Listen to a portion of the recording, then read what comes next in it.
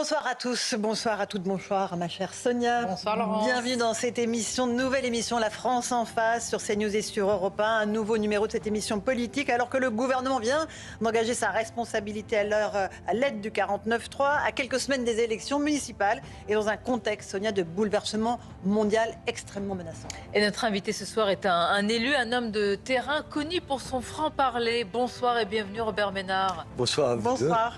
Merci de votre présence. Vous êtes le maire d'hiver droite de la ville de Béziers, candidat à votre réélection.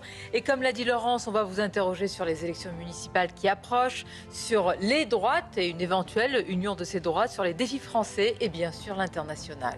Et on va parler aussi, pour commencer, Robert Ménard, du budget à l'Assemblée nationale. C'est reparti pour un tour. Le Premier ministre a dégainé donc un 49-3, le premier, aujourd'hui. Il a détaillé l'ensemble des mesures qu'il propose. Si l'on en croit l'exécutif, Robert Ménard, cette nouvelle copie, c'est le meilleur budget pour la France, pour les classes moyennes, pour les classes populaires, pour la jeunesse. Qu'est-ce que vous en pensez ? C'est une plaisanterie ? Non, c'était pas une plaisanterie. C'est une question. Attendez, d'abord, je me contrefous que ce soit par ordonnance, que ce soit au 49-3. Écoutez, tout le monde s'en fout, il n'y a pas que moi, tout le monde s'en bat l'œil.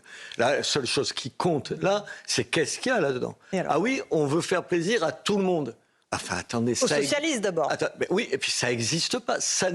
Moi, vous allez me dire, je veux 2 millions par mois de salaire. Ben oui, je rêverais de vous les donner, sauf que ça n'existe pas. Je prends juste une mesure. Je trouve formidable de proposer à tous les étudiants des repas à 1 euro. Enfin, qui va payer ça ? Qui va payer ça ?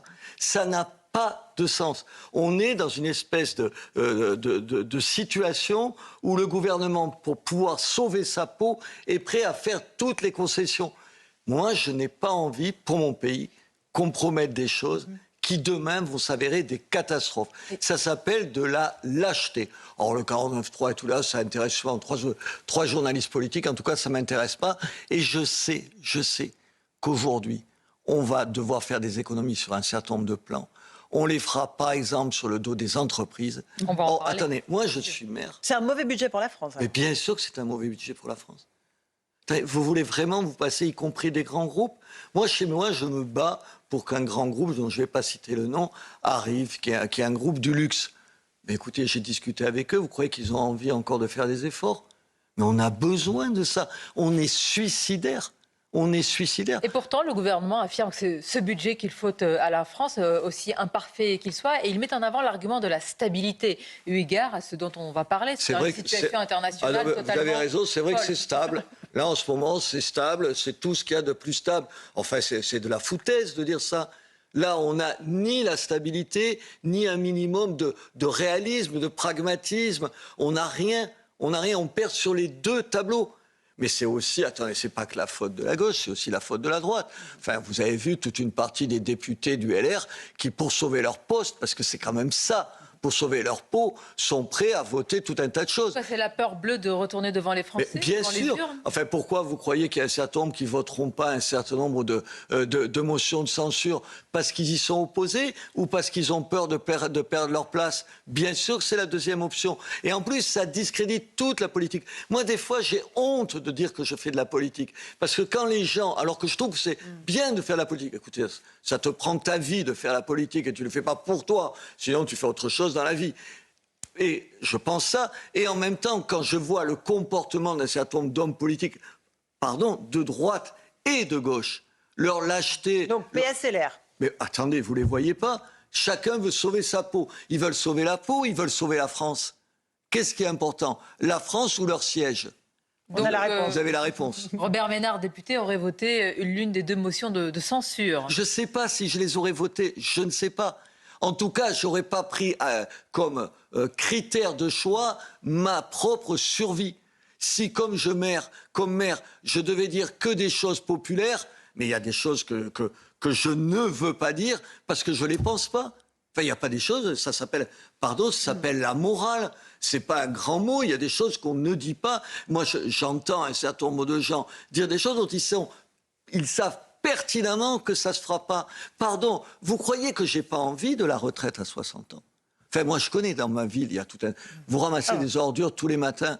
Vous savez si c'est fatigant ? Je vous dis tout de suite, c'est plus fatigant que le travail qu'on fait tous les trois. Certainement. Oui, et tous les trois ensemble même. Mais attendez, C'est pas vrai. D'accord. Et On c'est quoi le fera. discours de vérité? Il faut travailler plus? Attendez, comment vous voulez faire? Non, il faut que les gens qui ont un boulot difficile travaillent moins et les gens qui ont un boulot comme nous, ils travaillent plus. Voilà. C'est comme les repas à 1 euro pour les étudiants. Les boursiers, bien sûr, dont les familles n'ont pas beaucoup d'argent. Ceux qui ont de l'argent, enfin, vous allez donner, vous, 1 euro pour le repas des enfants de milliardaires. Parce qu'il y a un certain nombre de milliardaires, j'ai vu une étude. Là, Ils ne mangent pas beaucoup au j'exagère. Crous. Ils ne mangent pas au Crous.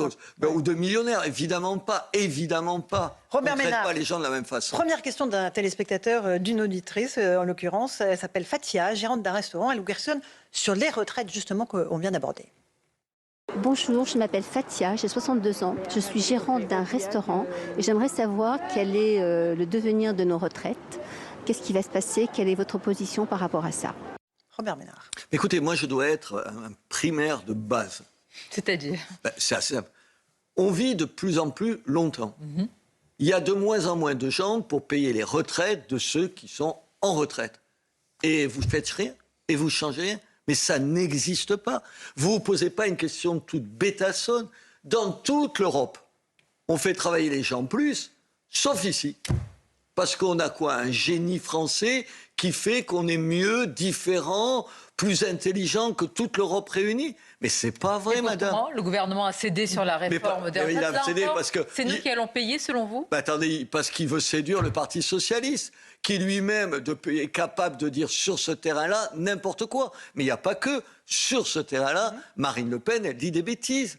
Elle ne peut pas dire ça. En plus, je la connais depuis des années. Je suis sûr qu'elle ne le pense pas. Aujourd'hui, oui. Donc c'est insincère, ce qu'elle dit? Non, il faut dire aujourd'hui, encore une fois, pour ceux qui ont des boulots difficiles, il faut les faire partir plus tôt. Pour les autres, il faut qu'ils travaillent plus. Sinon, on ne s'en sortira pas. C'est aussi simple que ça. Quant le reste de la droite, les macronistes et la droite, ces gens-là, quand même. Qui trouve grâce à vos yeux, Robert Ménard? Je sais pas, moi, je peux vous donner des gens, des noms de gens que je trouve rien, j'en sais rien, moi. Non, mais rassurez-nous, il y a encore des responsables politiques dans notre pays à la morale intacte. Bruno Retailleau, je trouve que c'est un mec bien. Et pourtant, sur le budget, voilà. Attendez, moi, la dernière fois que je l'ai vu, j'ai dit, mais comment tu as fait une connerie pareille en partant comme tu es parti? Vous pouvez dire que c'est critique. Mais moi, je m'en fous. Sonia Mabrouk, je m'en fous de ce que je dis. Moi, je ne vais pas quémander le soutien des partis. Je ne suis pas dans un parti. Je quémande le soutien de personne. Je dis juste ce que je pense. Attendez, j'ai dit tellement de bêtises que je suis capable de reconnaître, mais j'en dis. Je peux dire des conneries régulièrement. Mais je ne vais pas demander à quelqu'un de me dire ce qu'il pense. Je n'ai pas des éléments de langage. Ce soir, je ne me suis pas dit, tiens, j'appelle la direction du parti, de quelque parti que ce soit, qu'est-ce que je vais dire pour répondre? Je vous dis ce que je pense. Vous avez raison. Un petit mot de ce qu'a dit quand même le gouvernement sur le RN et LFI. Tireur couché, saboteur, les mots employés par Sébastien Lecornu sont extrêmement forts. Mais qui leur a donné le baril de poudre, je dirais, à ces saboteurs, si ce n'est Emmanuel Macron? Attends, qui a fait cette dissolution de fou furieux? Qui? Tu t'en sors pas de ça. C'est lui qui porte la responsabilité. Tu tournes, tu vires. C'est lui qui porte la principale responsabilité. C'est lui qui est le fautif. C'est lui qui, dans le western, est le méchant. C'est lui qui est le patient zéro de cette situation. Quelles conséquences faut-il Mais attendez, moi je pense qu'il fallait qu'il parte et qu'il faut qu'il parte. Aussi? Jusqu'à aujourd'hui? Expliquez-moi. Ce pays, toutes les institutions de ce pays, elles sont construites autour du chef de l'État. Alors vous pouvez dire que ce n'est pas une bonne idée, mais enfin, en tout cas, c'est comme ça maintenant. Attendez, quand tu fais tu fais un choix aussi absurde que la dissolution et que tu vois comment, les conséquences que ça a, tu en tires les conséquences normales. Tu dis, j'aime ce pays. Moi, je croyais qu'il aurait été capable de dire ça. Vous me disiez, les gens ne trouvent pas grâce à mes yeux. Si, moi, je ne critique pas tout ce que fait M. Macron sur la scène internationale, qui dit des choses plus intéressantes que d'autres. Mais moi, je m'étais dit, il est jeune, il est intelligent, il peut avoir du talent. Je me suis dit, j'aurais rêvé de quoi? Qu'ils disent, je me suis trompé. Je me suis trompé, peut-être de bonne foi. Attendez, je ne vais pas ausculter les reins et les cœurs des gens, j'en sais rien. De bonne foi. Voilà, je vois là, il n'aurait pas dit ça, j'allais dire dans la mer dans laquelle je mets ce pays, mais enfin de la difficulté. Dans le sens, oui. Oui, je sais, madame, qui ne parle pas comme ça. Non, mais... peut-être en privé. Comment? Peut-être en privé. Ouais, mais moi, je le fais en public, pas qu'en privé. J'ai dit la même chose en privé et en public. Voilà, j'ai fait une bêtise, je n'ai pas mesuré, je m'en vais. Mais tu en sors grandi. Et puis même, à l'avenir, tu te construis un futur. Là, quel futur il se construit? Robert Ménard, mais pardon, qu'est-ce qui aurait changé? Par exemple, là, comme le dit Laurence, c'est un budget quand même estampillé socialiste. Et quand on voit la réalité de ceux qui détiennent le pouvoir dans ce pays, de la Cour des comptes jusqu'à certaines organisations ou institutions, il y a beaucoup de socialistes, ce n'est pas une question complotiste. Alors, comment vous expliquez qu'un parti avec 1,7% aux élections présidentielles est un tel poids, une telle influence en France? Enfin, vous connaissez la réponse comme moi, Mme Mabrouk. C'est que toute une partie de la droite, elle a toujours eu honte d'être de droite. Moi, je suis d'une génération où les gens, ils ne disaient jamais ça, dire de droite. Moi, j'étais dans des milieux des droits de l'homme. Oh là, tu vois, c'était le mal absolu. Tu disais pas ça. Tu passais ta vie à montrer patte blanche. Tu passes ta vie à essayer de séduire. La gauche, c'est ce que fait M. Lecornu. Ils font tout ça. Ils peuvent pas leur dire d'aller se faire foutre. Une minute. Non, mais pardon. On a dit que vous étiez connu pour votre franc-parler. Non, c'est vrai, j'enlève ça. Mais tu peux leur dire, enfin, vous vous foutez de nous. Vous foutez de nous. Vous nous expliquez quoi? Qu'il y a une situation budgétaire catastrophique, que la France, un jour, elle le paiera. Vous savez, c'est comme les trucs, c'est Pierre et le loup. À force de jamais voir la catastrophe, tu finis par croire qu'elle n'existe pas. Elle va exister, la catastrophe. La France, elle ne peut pas continuer comme ça. Tu dis ça et en même temps, tu dépenses toujours plus d'argent. Et il y a tout un tas de types de droite qui vont voter ça. Mais enfin, ils sont quoi? Qu'est-ce qu'ils ont? J'allais dire, il y a une autre grossièreté. Qu'est-ce qu'ils ont dans... Quel est leur logiciel, on va dire? Non, le logiciel, voilà. Bon. Je ne dis pas est-ce qu'ils ont un peu de courage pour dire on n'est pas comme ça, on pense que c'est une bonne solution, on va perdre les élections, mais au moins on les perd avec panache. Robert tu ne peux pas perdre des choses avec panache. Alors il faut une nouvelle dissolution, alors si je vous entends bien. Il faut que les Français puissent s'exprimer. Vous ne pouvez pas continuer à faire ça. Vous ne pouvez pas continuer à faire ça. Et quant à ceux qui pensent que la proportionnelle, ça réglera les trucs, mais la proportionnelle, ce sera 10 fois plus de bordel. On a goûté un tout petit peu ce que c'est, vous allez voir ce que ça va être. Moi, je pense qu'il faut qu'à la tête de l'État, il y ait un homme ou une femme qui soit assez fort pour guider ce pays. On a besoin de ça. Et Robert Ménard, dans quelques instants, on va aborder les questions internationales. Mais pour faire le lien, est-ce que vous imaginez, pardonnez-moi de poser la question ainsi, qu'on puisse résister à Donald Trump quand on a cédé à Olivier Faure? Raccourci, saisissant. Un peu. Ouais, non, j'avoue. La question est un peu biaisée. Non, non, attendez, non. Je valide. J'ai annoncé la couleur. Je trouve Macron sur l'Ukraine mieux qu'il n'est par rapport à M. Faure. Voilà ma réponse. Je trouve que sur l'Ukraine, il a dit des choses pas si mal que ça. Alors, il a changé au début et à la fin, mais aujourd'hui, c'est pas si mal que ça. Sur le Groenland, mais enfin, il a raison. Vous plaisantez? Quoi? Vous voulez vraiment? Non, je vous pose la question. Attends, c'est un caractériel. Monsieur, vous parlez de courage. Il y a le courage des mots, il y a le courage des actes. Attendez. Moi, je trouve que c'est bien qu'il y ait un certain nombre de soldats, une poignée de soldats européens qui aillent au Groenland. Enfin, c'est mieux que rien du tout. Les Allemands sont revenus. Ouais, attendez.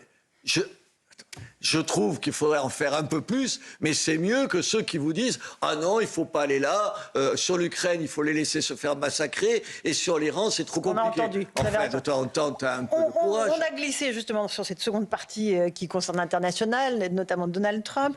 On a vu que le ton est monté d'un cran, Robert Ménard, entre Donald Trump et les Européens et la France. Le président américain a révélé des SMS que lui avait envoyé Emmanuel Macron. Quelle élégance. Il y a des menaces de hausse de droits de douane, 200% de menaces sur les vins et spiritueux français. Quelle doit être la riposte française et européenne, à votre avis? Il faut taper du poing sur la table.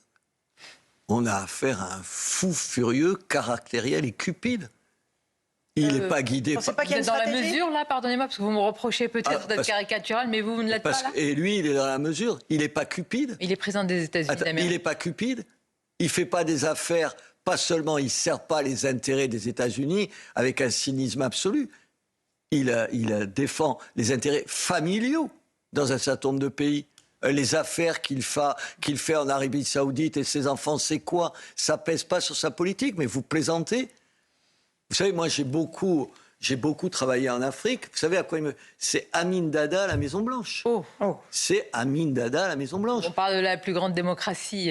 Oui, mais en c'est un cas social à la Maison-Blanche. C'est un danger public.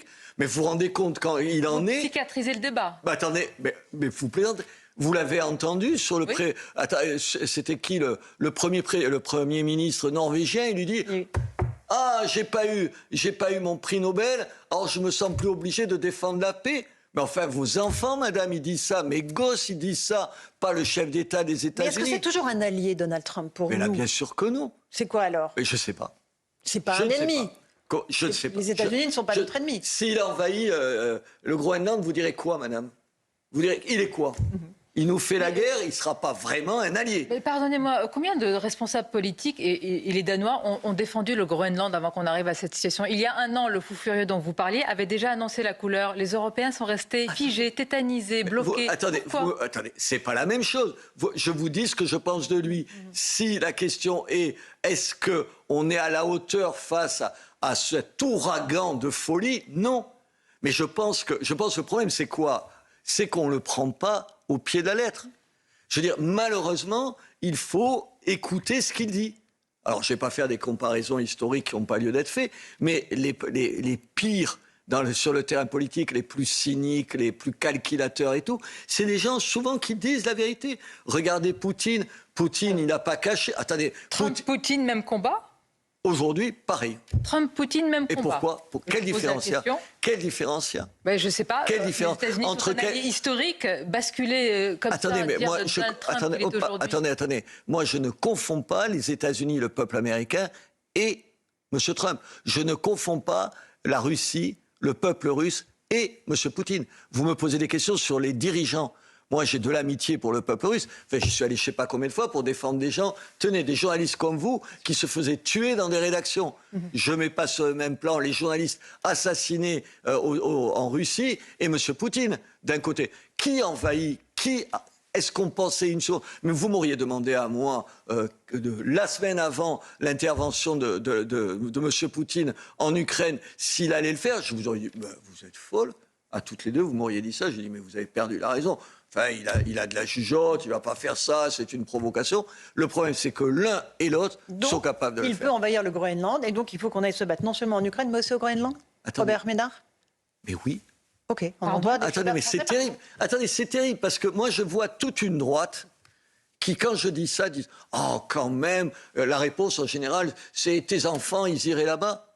Les mêmes types qui te font des leçons sur l'histoire, sur la trahison des élites, sur le fait qu'avant 39-45, les gens, ils voyaient pas venir l'Allemagne hitlérienne, ils étaient défaitistes et tout, et qui regardez, ils te font exactement la même chose aujourd'hui. Bien sûr, quand j'ai entendu le général dire « nos enfants », mais il ne parlait pas de vos enfants et des miens. Moi, vous avez chanté la Marseillaise. Dans la Marseillaise, il y a quoi? Nos enfants de la patrie. Nos enfants, ce n'est pas nos gosses que vous avez et que j'ai. C'est les enfants, les militaires français. Oui, nos enfants, les militaires français, leur métier, leur job, c'est de se battre pour ce pays. Et s'il faut se battre au Groenland, parce qu'on ne peut pas laisser faire ça, je pense qu'ils devront le faire. Demain, c'est pas pour quel autre pays? Parce que là, en réalité, on parle de l'OTAN. Hein. C'est bien ça l'enjeu par rapport au Groenland. Donc demain, on se bat pour quel autre pays?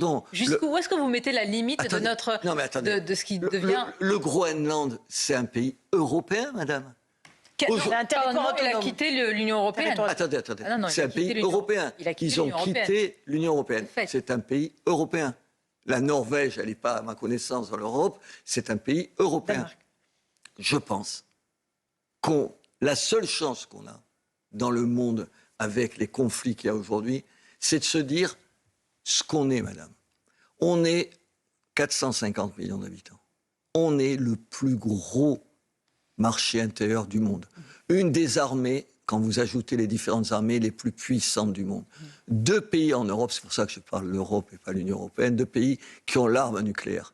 et on n'est pas capable de se faire respecter. Et vous savez quel est le pourcentage d'armement américain qui est sert aux armées européennes? On est à près de 70%. Attendez. Qu'est-ce que vous voulez qu'on fasse? Et pour- Madame, 600 commandes de F-35 en ce moment en Mais vous Europe. croyez que- Pas une n'a été annulée. bien C'est sûr. ça l'Europe? Mais non, bien sûr que je suis d'accord avec vous. Oui, mais qu'est-ce que ça veut dire? Attendez, oui, mais en même temps, les mêmes droites vous disent il ne faut pas plus d'Europe. Moi, je pense que sur un certain nombre de sujets, il faut plus d'Europe. Plus d'Europe. Sur le domaine militaire, si on veut peser, on ne pèsera pas tout seul, madame. On ne pèsera pas tout Robert seul sur le Ménard, vous monde. dites Je veux bien que vous me d'Europe. disiez ce que vous voulez. Vous pouvez faire tous les cocoricots du monde. Aujourd'hui, on a besoin de l'Europe parce que c'est elle qui pèse sur la scène internationale. Vous voulez peser comment vis-à-vis des Chinois, des Russes ou des Américains? C'est Comment simplement vous de vous faites? confronter à une réalité, comme le dit Laurence d'ailleurs, quand les Danois achètent, ils achètent américain. Vous parlez d'une coopération militaire. L'Allemagne veut avoir la première armée aujourd'hui d'Europe et investit massivement. C'est ça le couple franco-allemand aujourd'hui? Mais bien sûr que non. Mais pendant Alors, de des quelle Europe parlez-vous? mais madame, pendant des années, tous, pas qu'une partie, tous, on n'a pas voulu voir les choses en face. On était dans des pays qui vivent confortablement. On pensait qu'il y avait les Américains pour nous protéger des agressions. On n'a pas dépensé l'argent qu'il fallait dépenser pour s'armer. Pardon, le monde, peut-être parce que j'ai fait 25 ans dans les droits de l'homme, la guerre, elle est omniprésente. Enfin, vous le savez, vous savez comme moi, vous avez fait le monde entier, vous, une et l'autre. Vous savez ce que c'est. Aujourd'hui, la paix qu'on a eue en Europe, c'était une exception.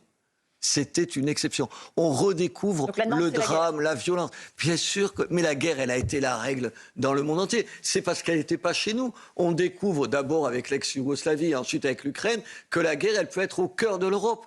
On l'oubliait, la guerre, c'était un truc un peu exotique. Vous savez, ils se tuaient au Sud-Soudan, mais c'est tellement loin, le Sud-Soudan, tu avais l'impression que c'était un autre continent. Et non, la guerre, elle est là, le drame, elle est là, la violence est là. Et par rapport à ça, vous ne pouvez pas continuer à faire le bisounours qui dit non mais moi je suis gentil, j'ai l'état de droit, j'aime ça, il y a le multiculturel, il y a le multinational, il y a les organisations internationales et ça va nous protéger. Honnêtement, vous pensez que quelqu'un va nous protéger aujourd'hui? Multilatéralisme. Et les institutions internationales, il faut les revoir complètement? L'ONU, il faut passer au Conseil de la paix à propos de Trump. Attendez, est-ce que ces institutions sont obsolètes? Elles sont moribondes. En même temps, le système que nous propose M. Trump, c'est se foutre de la figure du monde. Il est président à vie du monde. C'est même pas lié au fait qu'il soit président des États-Unis. Il veut un comité de paix, c'est ça, où qu'il présidera, il décidera qui y aura et tout. Enfin, attendez, mais ça va pas bien la tête. Vous voulez accepter ça? On a vraiment envie de devenir les vassaux des États-Unis? Vous avez envie, vous? Vous avez envie de prendre vos ordres à Washington ou à New York? Non, mais moi non plus. Eh ben, est-ce que l'Europe ne les a pas pris pendant des années? Mais oui. Et à l'instant, Donald Trump. Mais oui, vous avez raison. Mais enfin, attendez, ils ont fait des conneries, ils se sont trompés et tout. Moi, je préfère dire ça et maintenant dire qu'est-ce qu'on fait? Qu'est-ce qu'on fait tous ensemble? D'accord, donc vous êtes prêt jusqu'à une intervention en Groenland et à l'instant, Donald Trump affirme qu'il ira jusqu'au bout et il dit un peu de manière bravache, vous allez voir justement jusqu'où on va aller. Enfin, attendez, est-ce que vous pensez une seconde qu'on peut accepter ça? Vous l'accepteriez? Non, je vous pose une question. Moi, je vous pose une question, monsieur, quand on va à la guerre ou à la bataille commerciale, il faut aller armé, déterminé. Donc combien de divisions l'Europe aujourd'hui? Enfin, attendez, on a parmi les plus grands nombres d'armes américaines dans le monde entier. Si Trump ne donne pas son feu vert, on est d'accord. Attends, il ne s'agit pas de Les avions ne décollent pas. Attendez, il s'agit Les pas. missiles ne partent pas. Il ne s'agit pas de provoquer les Américains. Mais aujourd'hui, une intervention des Américains en Groenland, vous ne pouvez pas rester les bras croisés. C'est impossible. Alors, si vous avez envie d'abdiquer ce que nous sommes... Non, mais je sais bien. Si nous avons envie d'abdiquer tout honneur, toute capacité à dire non, de temps en temps, il faut savoir... Donc vous soutenez Emmanuel Macron dans ce bras de fer qu'il mène avec Donald Trump, quand il dit aussi qu'il faut être craint, pour être craint, il faut être puissant. Est-ce que la France a les moyens de récupérer sa souveraineté nationale sur ce sujet-là? Il n'y a pas participé à tout ça. Il le découvre maintenant. Attendez, mais on peut dire à la fois... Moi, je suis en désaccord avec le chef de l'État, je vous l'ai dit, sur la dissolution, sur plein de choses. Sur l'Ukraine, il a plus raison qu'un certain nombre d'autres gens en France. Moi, je n'ai pas envie d'abandonner le peuple ukrainien. Je les connais, j'y suis allé je ne sais pas combien de fois. C'est vrai que c'est un régime où il y a de la corruption et tout, comme s'il n'y en avait pas en Russie. Juste... eux, ils sont les agressés et les autres sont les agresseurs. Pardon, oui, il a plus raison qu'un certain nombre de gens. Mais on peut dire ça. C'est terrible le débat politique. Si tu dis ça, les gens ils ont l'impression que tu trahis ton camp. Moi, je ne suis pas d'un camp. Je ne suis pas d'un camp. Je ne dis pas mon camp a raison sur tout et quand ils disent ça, ils ont raison. Et quand ils disent une connerie, France, alors comment votre camp, moi, c'est mon France. pays, madame. Okay. Mon pays. Je ne peux pas à la fois faire des discours comme plein de gens à droite sur la grandeur de ce pays, la force de ce pays, l'histoire de ce pays, la capacité que ce pays a eue à se relever dans les pires des moments. Notamment aux États-Unis, il faut bien le dire. Mais aussi, mais attendez, moi, vous croyez que je suis anti-américain? Une partie de la droite est anti-américaine. Moi, j'ai jamais été anti-américain. J'adore ce pays-là. Mais en même temps, quand tu as à la tête des États-Unis un monsieur comme Trump qui exerce les chantages qu'il exerce, tu ne les acceptes pas, ou sinon tu n'es pas français. 21h25, on est en direct sur CNews et sur Europe 1. Robert Ménard est notre invité. Évoquons la question iranienne. On a une question d'un téléspectateur, Azadeh, philosophe, qui vous pose une question, Robert Ménard. Bonjour Robert Ménard, je suis Azadeh, je suis philosophe et je voudrais savoir qu'est-ce que vous en pensez de la situation en Iran. Il s'agissait d'une téléspectatrice. J'ai eu cet après-midi encore des amis iraniens, parce que ayant fait ce que j'ai fait dans ma vie, je connais des gens à peu près dans tous les pays du monde, ils parlent de bien plus de morts qu'on ne parle. Ils parlent de dizaines de milliers de morts. Ils m'expliquaient que dans un certain nombre d'hôpitaux, des gens rentraient pour achever les blessés. Ils font une description apocalyptique. Et moi, vous voyez, sur Trump, parce que le monde est plus compliqué que blanc et noir, évidemment, quand Trump a dit au peuple iranien, en gros, je serai avec vous, révoltez-vous. Allez-y. L'aide arrive. Mais ils l'ont pris au sérieux. Moi, j'avais une copine iranienne, une jeune femme iranienne, tout à l'heure, qui me disait ça, mais il me dit, mais nous, on l'a cru. On l'a cru, on est descendu dans la rue en se disant, ils seront derrière nous. Et pouf, il n'est plus là. Et regardez le massacre. Parce qu'on ne sait rien, ni vous, ni moi, on ne sait rien de précis. C'est un massacre à huis clos. Alors à la fois, moi j'aime le Trump qui est capable de dire « je suis derrière vous ». Je déteste le Trump pour des raisons de géopolitique qui sacrifie ce peuple-là. C'est un immense peuple, le peuple iranien. C'est une immense civilisation. C'est des gens qui ont... Il y a un génie iranien, il y a une culture iranienne phénoménale et qu'on les oublie comme ça. Mais j'ai honte. Est-ce que la France est suffisamment présente? Est-ce que la voix de la France parle? Le président français est suffisamment en soutien des opprimés iraniens et des Iraniens? Il a dit des mots, je ne les aurais pas dit comme ça, je les aurais dit avec plus de force, j'aurais dit peut-être avec plus de cœur. Mais enfin, je ne vais pas lui faire ce procès-là. Oui, je suis bouleversé par ça, parce que je les connais, parce que c'est des amis, c'est des familles que je connais et tout. Et ils te racontent ce qu'ils sont en train de vivre. Et ils ont le sentiment, ils n'ont pas le sentiment, ils constatent qu'on les a oubliés, on les a abandonnés. Là, on en parle, c'est bien. Eux, vous savez ce qu'ils m'ont demandé? Des gens savaient que je venais chez vous, ils m'ont dit, il faut absolument que tu parles un petit peu de l'Iran. C'est pas possible qu'on nous oublie comme ça. Mais je sais bien que vous avez parlé, je leur ai dit, il n'y a pas de problème, je les connais toutes les deux, elles ne vont pas oublier l'Iran. On a envie, vous, moi, on a envie de faire quelque chose. Qu'est-ce qu'on peut faire aujourd'hui? Mais on les a poussés, là. On les a poussés. Trump les a poussés dans la rue. Et aujourd'hui, tu ne peux pas d'un coup expliquer, ça y est, vous rappelez du jour au lendemain, ils ne vont plus faire d'exécution. Attendez, quand ce sera passé un peu vous savez, les phares de l'actualité sur le pays, on verra les exécutions, les pendaisons, comment elles vont reprendre. Robert Ménard, ce qui est saisissant, c'est qu'en Iran, les jeunes femmes se battent pour enlever le voile et qu'en France, certaines se battent pour le porter. Manon Bry était votre invitée il y a quelques jours. Sonia, elle qualifie ça de bout de tissu. Comment est-ce que vous voyez cela? Je vous sens accablé. Attendez, je suis accablé? Mais comment tu peux dire un truc comme ça? Comment tu peux pas voir ce que ça représente? Quelle aide je vais lui donner un téléphone de 10 femmes iraniennes qui vont lui expliquer ce que ça veut dire. Vous savez les risques qu'elles prennent en enlevant leur voile sur leur tête, le risque colossal qu'elles prennent. Et elle, c'est un bout de chiffon. Mais c'est le voile, quoi qu'en pensent un certain nombre de gens, c'est évidemment un geste de soumission à l'homme.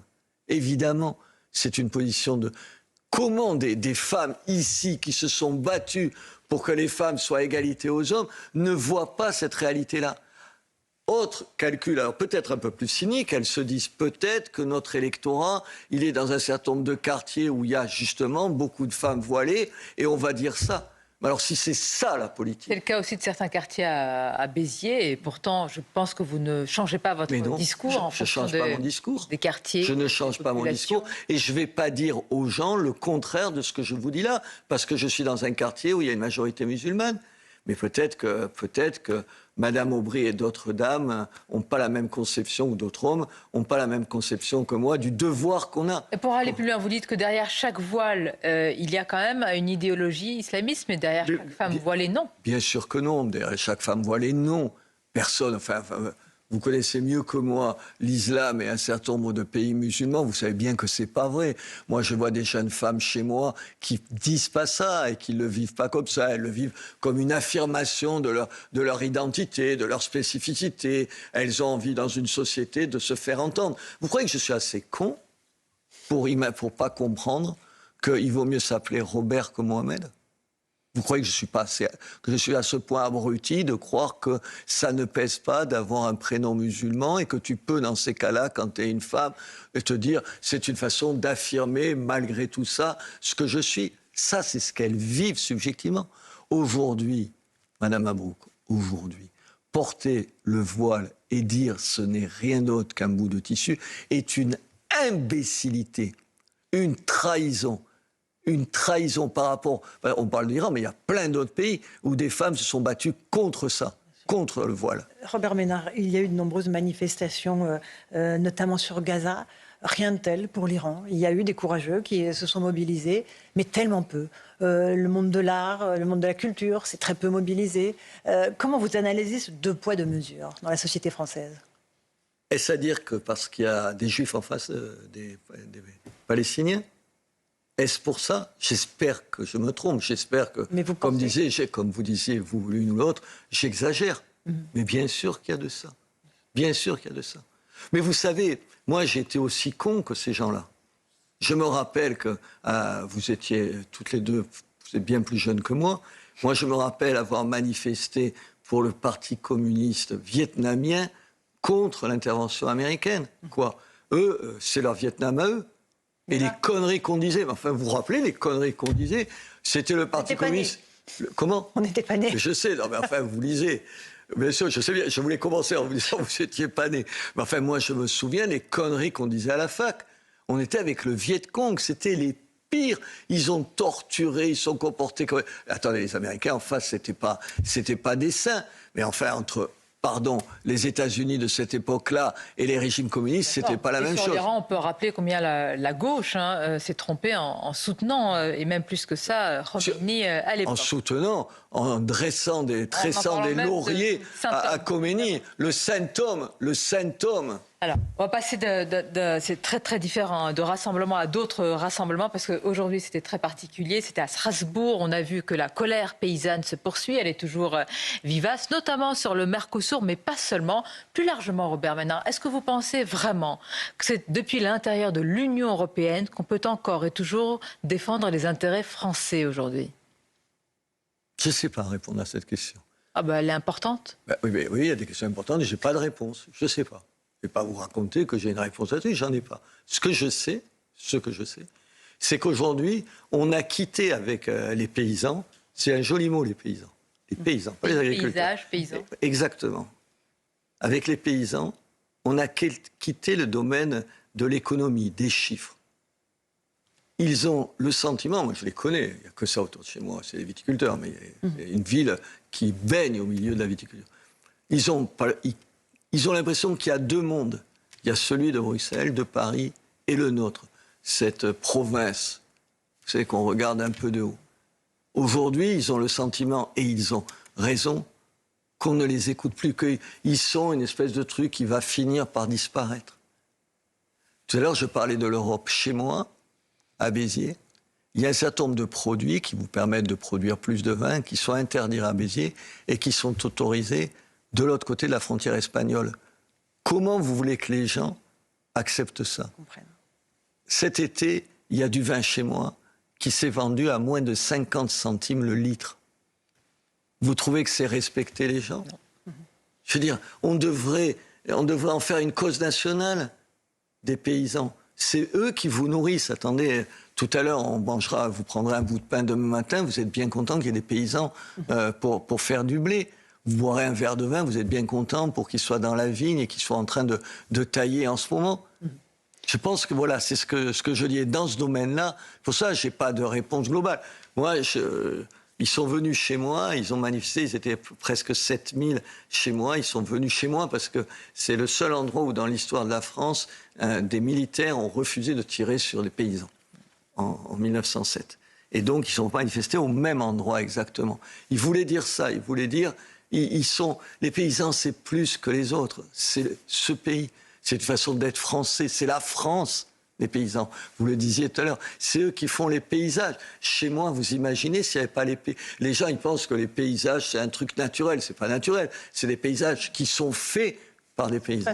Voilà. Donc la seule chose que je sais, c'est que je suis avec eux, que je les aime vraiment. 21h35, on est en direct sur CNews et Europe 1. Robert Ménard, on va évoquer la troisième partie qui concerne notamment les sujets régaliens et l'insécurité. Écoutez, François, qui est retraité, il a une question à vous poser. Bonjour, je m'appelle François, je suis retraité. Bonjour Monsieur Ménard. Et je sais que vous avez fait un travail formidable sur l'insécurité dans votre ville. Et je voudrais savoir quelles idées vous pourriez avoir pour régler ce problème d'insécurité sur le plan national. Merci beaucoup. Mais écoutez, je vais me répéter, puis je vais dire du mal du camarade Macron, si vous permettez. Attendez, aujourd'hui, il y a plein de débats sur les lois et tout. Moi, le maire que je suis ne demande pas 50 choses. Là encore, j'aurais pu vous répondre que je ne sais pas sur un certain nombre, plein de choses, madame, que je ne sais pas. Et j'ai aucune honte à ne pas savoir. En revanche, je sais 2 ou 3 choses. Je sais que quand la police municipale à Béziers ou dans toute la France peut pas, madame, vous demander vos papiers d'identité. Ouvrir votre coffre. Peut pas vous demander d'ouvrir votre coffre. Peut pas savoir, parce qu'elle n'a pas accès aux fichiers, si par hasard vous n'avez pas volé la voiture que vous avez. Et c'est les mêmes que vous envoyez en première ligne. Mais enfin, comment c'est possible? Comment c'est ça? Attendez, alors maintenant c'est passé. Moi j'ai armé la police municipale. Enfin, à l'époque, c'était le signe même du fasciste en armes. Aujourd'hui, plusieurs mairies... tout le monde le fait, quasiment tout le monde. Ouais, tout le monde le fait parce qu'on a bien compris que c'était une obligation. Mais aujourd'hui, il faut d'abord plus de pouvoir pour la police municipale. La deuxième chose, ça va vous paraître encore une fois un peu pas assez sophistiqué. Je concède que je ne suis pas beaucoup sophistiqué. Il faut juste des places de prison. Il y a des gens qu'il faut mettre en prison pour nous mettre, nous, à l'abri de ces gens-là. Vous vous rappelez les promesses de M. Macron? Vous vous rappelez les promesses de M. Macron? Je vais construire 15 000 places de prison. Attendez, c'était en 2017. C'était le premier, avant qu'il soit élu pour la première fois. Elles sont où les places de prison? Combien il en a fait? 5 000? Madame, tant qu'on ne réglera pas ça, chez moi, comme dans toute la prison, il y avait des rassemblements des gardiens de prison. Vous savez ce que ça doit être dur d'être gardien de prison? Bien sûr, évidemment. Parce que le trop gros nombre... Sous-rémunérés. Voilà, et puis quand il y a trop de gens dans les prisons, c'est certes sûrement embêtant pour les prisonniers, mais d'abord, pardon de vous le dire, avec sûrement, dois être de droite et ne pas avoir de cœur, mais je pense surtout aux gardiens de prison où cette surpopulation est un danger pour eux. C'est du bon sens. Mais oui, mais alors pourquoi on crée... Armer la police municipale, plus de places de prison, évidemment notre personnel pénitentiaire protégé. Vous avez déjà l'occasion d'en parler directement avec Emmanuel Macron. Il s'est foutu de ma gueule. Oh. Attends, quoi? Attendez, je lui dis ça et je lui dis, tiens, il y a des pays où il y a des places de prison vides. Vous allez voir pourquoi je vous dis ça. Je sais, vous me regardez comme ça, comme si j'avais dit une monstruosité sur lui. C'est pas comment vous regardez. Non, mais ce que je veux vous dire, je lui dis ça, il me dit, oui, je vais m'en occuper. Vous vous rappelez, c'était sur une chaîne concurrente, comme on dit dans un euphémisme, et il me dit, non, je vais m'en occuper. Il s'en est pas occupé. Il y a 15 jours, je lui envoie un SMS en lui disant, ils sont où? Il me dit, non, mais il n'y a pas de problème, je m'en occupe, mais il y en a en Espagne. Très bien, on a avancé, il y en a en Espagne. Il me dit, je vais demander au garde des Sceaux, qui n'est autre que M. Darmanin, de revenir vers vous pour voir comment... Pas de nouvelles du garde des Sceaux. Attendez, c'est un truc de bon sens. Si c'est très long de construire des prisons. S'il y a des places en Espagne, là, en Espagne, par rapport à chez moi, je vous raconte je précise que c'est plus près que de Paris, qu'une prison parisienne. Pourquoi on ne loue pas des places de prison? Il dit c'est du bon sens, mais nom de Dieu, qu'il l'applique. Alors après, il y a toute la politique pénitentiaire. Moi, je suis par exemple sidéré. Je vais vous dire un truc tout bête. Je suis sidéré. Madame, vous prenez 1 mois de prison. La première fois, vous faites un truc pas bien, vous prenez 1 mois de prison. Mais il y a des pays où tu fais le mois de prison. Voilà. Tu fais le mois de prison. Et peut-être que ça te calme. Ici, si tu as fait... Il faut dire aux gens, les gens ne mesurent pas ça. Si la première fois tu es condamné à moins d'1 an de prison, tu ne vas pas en prison. Vous vous rendez compte le signal que ça donne? Pourquoi on ne fait pas des choses aussi simples que ça? Autre sujet qui vous intéresse, ce sont les mariages d'OQTF. Vous avez évidemment défrayé la chronique en refusant de marier un OQTF. On va écouter Lilian, commercial, qui a une question à vous poser à ce sujet. Bonsoir, je m'appelle Lilian, j'ai 27 ans, je suis commercial. Je voudrais savoir, monsieur le maire, que comptez-vous faire pour lutter contre les mariages blancs? Que vous pouvez faire? Ah là, je vais aller en correctionnel. Donc c'est vous qui... Qu'est-ce qu'il faut faire? Il faut que les maires arrêtent de parler, soyons polis, et juste fassent un truc très simple, c'est que quand... moi, arrive un type, il est sous OQTF, il me le dit. Enfin, il le dit au service. Il a été condamné à de la prison pour vol en réunion avec violence. Il est en situation illégale, et c'est moi qui vais être condamné. Vous l'auriez marié? Vous l'auriez marié? Le maire d'Yverdroit de Chessy, qui pourrait être contraint d'ailleurs de régler une astreinte financière, demandée justement par un couple où il y avait un OQTF, vit à peu près la même situation. Absolument. Donc, attendez, je n'ai pas dit que j'étais le seul, on est 4 ou 5. Mais tous les maires devraient dire... Vous nous mettez devant une... Moi, j'ai appelé tout le monde, depuis le ministre avant. J'ai dit, attendez, il est en situation régulière. Vous voulez savoir où il est? Il sera samedi à 11h à la mairie, puisqu'il veut que je le marie. Qui vous met dans cette situation? Mais tous. Pourquoi ils ne sont pas venus l'arrêter avant que je le marie? Qui a délivré l'OQTF? Comment? Qui a délivré cet OQTF? Mais la France, on en applique combien, madame, d'OQTF? Moins de 10%. La seule manière d'augmenter ça... c'est créer des centres de rétention administrative. Regardez le peu de maires qui acceptent de le faire. Il faut avoir un peu de conséquences. Je vais vous dire quelque chose, enfin, ne le prenez pas, je ne veux pas que ça paraisse prétentieux, c'est vraiment pas ça. À un moment donné, tu ne peux pas te contenter de dire c'est pas bien, il faudrait faire. Mais il faut le faire. Moi, je dis aux maires, là, attendez, aux maires, vous avez qu'à refuser. Ils ne veulent pas aussi les maires construire des prisons sur les communes. Ils ne veulent pas.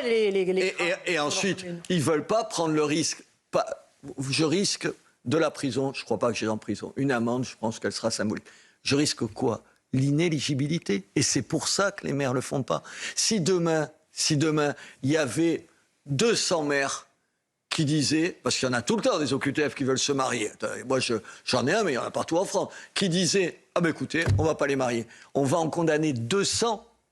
Bien sûr que non. C'est au maire de réagir. Mais c'était le président de la République qui vous avait dit que c'était une situation ubuesque. Qu'est-ce qu'il a fait? C'est l'État qui délivre l'obligation de quitter le territoire. Bien sûr, mais qu'est-ce qu'il a fait? Il y a une proposition de loi qu'il n'a jamais mis, que le gouvernement n'a jamais mis, M. Wilmot, je pense que c'est lui qui l'a fait, qui ne l'a jamais mis devant le Parlement. Il a qu'à le faire. Plutôt que de me dire, faire le beau en me disant c'est ubuesque. Il avait raison, moi j'étais d'accord avec le mot. Et tout ça, puisque il est chef de l'État, madame, mais c'est pas moi le chef de l'État. Il a qu'à dire à son gouvernement, il y a un texte de loi qui a été voté au Parlement, au Sénat, je vais l'amener à l'Assemblée nationale et on aura un texte de loi qui me mettra à l'abri.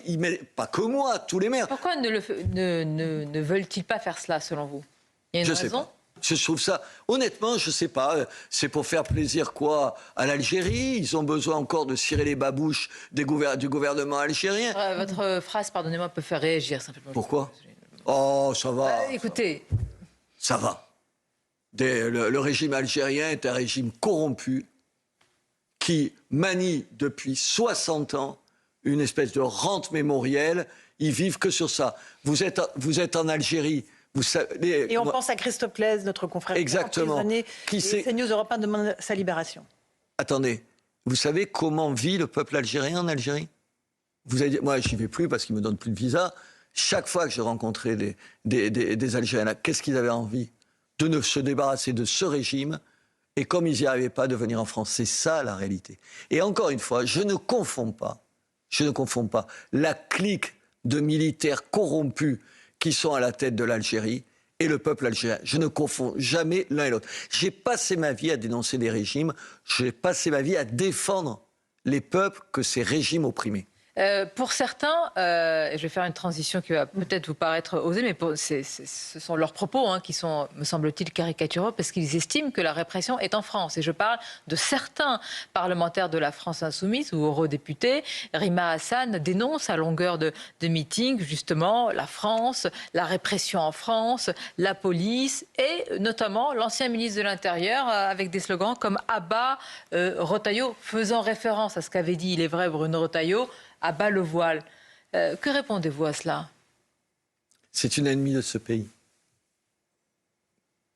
Rima Hassan, c'est une ennemie de la France. Elle flirte pas avec l'antisémitisme. Elle est antisémite. C'est pas exactement la même chose. C'est une honte pour la France insoumise d'accepter d'avoir parmi les siens quelqu'un qui tient ce propos-là. Mais c'est une bénédiction pour pour la France insoumise. Je veux dire, dans les quartiers, elle est adulée par un certain nombre de gens. Et en même temps, c'est méprisant, madame, par rapport à ses propres quartiers.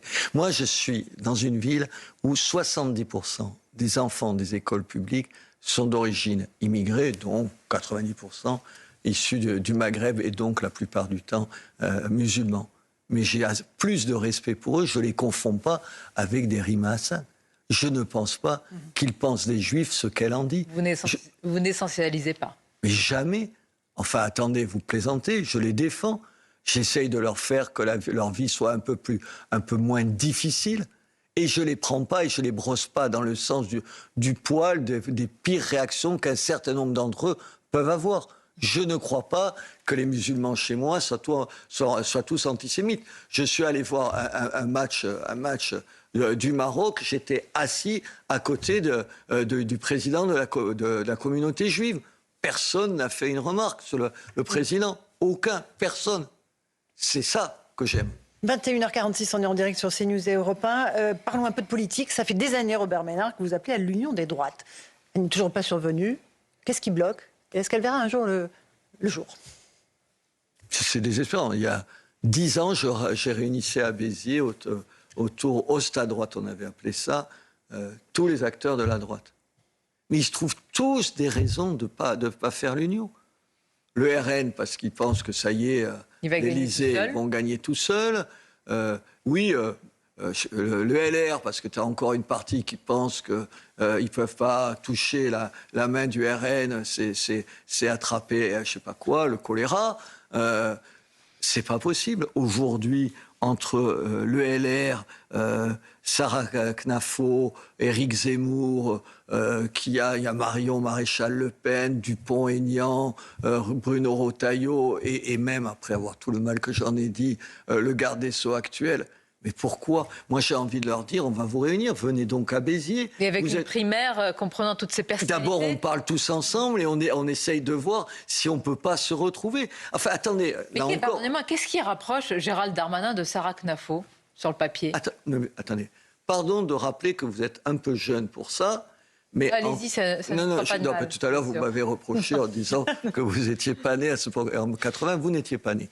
Donc, en 1980, qu'est-ce qu'il y a comme point commun entre Georges Marchais, François Mitterrand et, vous savez, Fabre, monsieur Fabre, oui. Comment il était, le pharmacien de l'Aveyron? Il y en avait des points communs. Il y en a plus qu'entre les gens dont je viens de citer, évidemment pas. À un moment donné, il faut gagner. Oui, on peut pas. On sait comment il a utilisé les communistes, mais bon. Oui, d'accord. Oui. Non, mais ça, c'est un autre débat. Ce que je veux vous dire, c'est qu'à un moment donné, il faut bien que tu t'asseyes sur la totalité de ce que tu penses en disant, voilà, et ça, c'est le plus important. Sur ça, j'y tiens. Sur ça, au fond, je peux faire un compromis. Mais qu'est-ce qu'ils veulent éternellement perdre? Tu peux pas à la fois dire, à longueur de discours, la France est au bord du gouffre, un pas de plus, et c'est un désastre absolu, on est menacé partout et tout, et puis pas en tirer les conséquences politiques. Mais en même temps, je vous dis ça, je n'en crois pas un mot. Donc, nous n'y arriverons pas. Attendez, vous les connaissez? Allez. Moi, je leur propose à tous ceux dont je viens de parler, on laisse passer les élections municipales. Et regardez, ils ont même présenté un candidat contre moi. Je veux dire, l'Union commence Non, pas non, à mais la attendez, payer, hein. regardez regardez ma grandeur d'esprit. Je suis prêt à l'oublier. Au lendemain des municipales, venez à Béziers, on travaille ensemble et on essaye de se retrouver. Pourquoi je dis à Béziers? Pas parce que je suis maire de Béziers, parce qu'on est une ville où, depuis 2014, il y a des élus de tous ces partis qui sont dans le même conseil municipal et qui travaillent ensemble depuis 12 ans maintenant, sans aucun problème. Ça veut dire qu'on doit y arriver. Alors les types te disent, oui, mais c'est vrai au niveau local et peut-être pas au niveau national. Mais commençons par se dire, voilà ce qui nous rassemble et on essaye d'aller un peu plus loin. Vous parlez de rassemblement. Ce qui se passe, par exemple, à Paris est assez... Enfin, c'est une bataille qui s'annonce comme étant homérique, quand même, avec des personnalités fortes, de Rachida Dati à Sarah Knafo. On peut citer Sophia Chikirou également pour la France Insoumise. Vous aviez dit que vous aviez refusé, me semble-t-il, de soutenir Éric Zemmour à la présidentielle en raison de la dureté de ses propos sur l'islam. Et Sarah Knafo, par exemple, là vous la citez, est-ce que vous estimez qu'elle ne partage pas les mêmes idées? En tout cas, elle ne le dit pas avec la même agressivité. Ah oui, mais monsieur, c'est pas parce qu'on ne le dit pas qu'on ne le pense pas. Attendez, ça, je ne sais pas ce qu'il y a dans sa tête, je ne la connais pas assez pour le savoir. Je pense que les mots ont un sens. Je pense qu'on crève de politique. Vous savez, vous disiez pourquoi aujourd'hui il y a cette division à droite et tout. C'est parce que je pense sincèrement qu'il n'y a personne à droite qui est capable de parler avec les mots de vérité, mais en même temps avec attention aux gens. Les gens, ils sont malheureux, madame. Moi, les gens que je vois, ce matin, je reçois, comme tous les mercredis, des gens qui viennent me voir pour des histoires de logement et tout ça. Les gens, madame, ils sont malheureux. Malheureux. Ils sont... Je pense qu'on a du mal à s'en rendre compte. Aucun, vous deux, ni pas plus que moi, on a du mal à finir notre fin de mois. C'est pas vrai.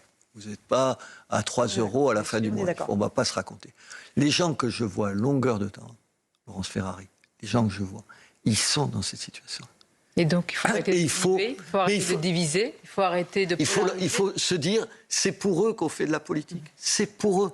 Alors on essaye de pas les tromper, de pas leur dire on va augmenter le SMIC, je sais pas quoi, on va partir à la retraite plus tôt, on va faire ça et ça. Parce qu'ils ne... Mais figurez-vous, ils sont pas assez abrutis pour le croire, les gens. Ils savent bien que quand vous leur promettez 10 000 choses, vous n'allez pas les tenir. Il faut arriver à tenir un langage, dire les choses, mais en étant, c'est pas un mot politique, en câlinant les gens.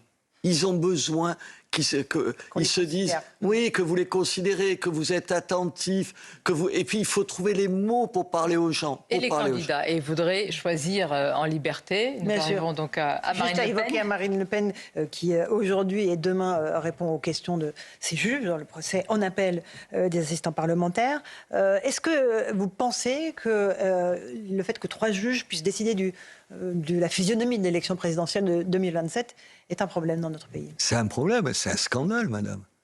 C'est impossible à accepter cette idée-là. Je trouve qu'aujourd'hui, mais c'est la classe politique qui, à un moment donné, a voulu laver plus blanc que blanc. Attendez, aujourd'hui, l'inéligibilité, il fallait la réserver à des cas extrêmes. Même si Marine Le Pen a fait un truc pas bien vis-à-vis du Parlement européen, si elle a même commis une faute, elle doit être sanctionnée, mais pas avec l'impossibilité de se présenter aux élections. C'est invraisemblable. Il y a 3 magistrats au nom du peuple français qui vont nous dire Marine Le Pen ne peut pas se présenter. Mais au nom de quoi, Coco? Mais qu'est-ce que tu es, toi? Le pouvoir que tu as, c'est le pouvoir qu'on t'a donné. Alors le type te dit, oui, attendez, je sais, c'est les hommes politiques qui leur ont donné ce pouvoir-là et tout ça. Mais alors donc, il y en a un certain nombre qui ont voté. Attendez, en 2017, ils ont voté des lois et encore, on a évité le pire. À un moment donné, ils voulaient que si tu aies une condamnation, même pour une affaire de diffamation, tu ne pouvais plus être éligible. Enfin, c'est de la folie. L'inéligibilité, elle ne peut pas s'appliquer dans un cas comme ça. Marine Le Pen, elle ne s'est pas enrichie personnellement, elle n'a pas assassiné son voisin et elle n'a pas violé son compagnon. Enfin, on ne confond pas tout. Elle a fait peut-être, la justice le dira, quelque chose qu'il ne fallait pas faire, mais pas l'inéligibilité. Quel sera son parcours politique et son avenir, vous imaginez, vous imaginez comment les gens qui votent pour elle disent, enfin, ces trois bonhommes là, ils vont décider, ou bonhomme ou bonne femme, je sais pas, 3 personnes, ils vont décider que je peux pas voter pour elle, mais c'est pas possible. En parlant de parcours et d'avenir, vous avez eu plusieurs vies. Vous avez été journaliste de nombreuses années à la tête de RSF, politique, maire, élu, avec tout ce que cela comporte, de proximité avec les citoyens. Qu'est-ce qui vous anime? Qu'est-ce qui vraiment vous donne envie de faire de la politique? Vous avez démarré en disant quand même une forme de dégoût par rapport à, en tout cas, l'aspect politicien des choses. Alors, on avait une question de Didier qui était restaurateur qui demandait quelles sont vos ambitions nationales. Et si c'est 2 choses différentes. Je me promène dans Béziers et je suis content d'avoir travaillé 12 ans pour ma ville. J'aurais jamais fait de politique si ce n'était pas dans ma ville. J'étais journaliste, pas avec votre talent et pas avec votre importance. Non, je ne le sais pas, ironique, c'est exactement ce que je pense. Pas avec votre talent et pas avec votre importance. Mais j'étais journaliste et j'étais heureux d'être journaliste. J'avais dirigé Reporters sans frontières et ça avait été une aventure formidable de libérer des gens. Sortir de prison un certain nombre de gens, rien que ça te changeait ta vie et tout ça. Et donc, oui, tous les jours, maire, c'est pas rien. Vous savez, vous êtes... En plus, la dimanche, c'était les inondations chez moi. De 6h du matin à je sais pas quelle heure, tu es auprès des gens et tout ça. Et ça, c'est quand même un bonheur. Hein, ça te donne un bonheur absolu. Ça, c'est ma question. Et c'est pour ça. La République, non, c'est pas pour vous. Non. Vous savez... Vous n'êtes pas... J'en sais rien, mais... Je sais pas, mais il faut une assurance de soi-même. Je trouve ça phénoménal. Tout à l'heure, vous me posez une question et je vous disais que je n'ai pas la réponse. Pour être candidat à l'élection présidentielle, il faut faire semblant d'avoir des réponses à tout. Vous avez réponse à tout, vous? Vous savez tout sur la vie, vous savez tout? Non. Enfin, je vous connais toutes les deux. Non, en même temps, on n'aspire pas à être président de la République. Non, mais dans ton métier, tu sais bien que tu ne sais pas tout. Il y a des gens qui pensent qu'ils savent tout sur tout. Je n'ai pas, je ne sais pas, cette prétention-là, peut-être ce talent-là, peut-être cette capacité-là, peut-être ces ambitions-là. Je ne sais pas, peut-être que si la droite ne s'entend pas, je vais leur dire maintenant, allez vous faire voir, je vais prendre leur place. Et qu'on arrive à la fin de l'émission, ça on le sait. Écoutez, et on vous remercie. Merci à vous d'avoir répondu à nos questions. Merci à nos téléspectateurs, nos auditeurs. Merci à vous, ma chère Sonia. C'est un bonheur d'être avec vous tous les soirs dans cette émission. Dans un instant, c'est Maëlle Hassani que vous retrouvez sur Europe 1 et bien sûr Gauthier Lebret sur CNews pour 100% politique. Bonne soirée à vous.